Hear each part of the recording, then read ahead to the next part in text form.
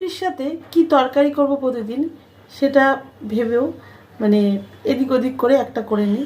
তো আজকে কী করছি দেখো, এখানে কেটে নিয়েছি ফুলকপি, আলু, গাজর, ক্যাপসিকাম, পটল, মিষ্টি কুমড়ো, আর নিয়েছি পেঁয়াজের কলি ঠিক নয়, ওই যে সেই একদম সরু সরু হয় না পেঁয়াজ সহ, নিচে ছোটো ছোটো পেঁয়াজ সহ, সেইগুলো কেটে ধুয়ে কড়াইতে সর্ষের তেল দিয়ে কালো জিরে ফোড়ন দিয়ে দিলাম সবজিগুলো, হলুদ নুন দিয়ে সাঁতলে নিচ্ছি, জল দিয়ে দিলাম, বেশি কিছু ঝামেলা নেই, রুটির তরকারি।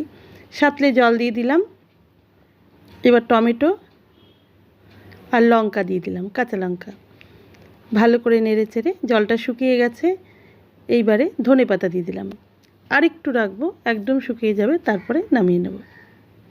নেড়ে চেড়ে নিচ্ছে একটু, ব্যাস রেডি কিন্তু আমার রুটির জন্য অসাধারণ একটা তরকারি। দারুণ লাগে শীতের দিনে গরম গরম এই তরকারি আর রুটি খেতে।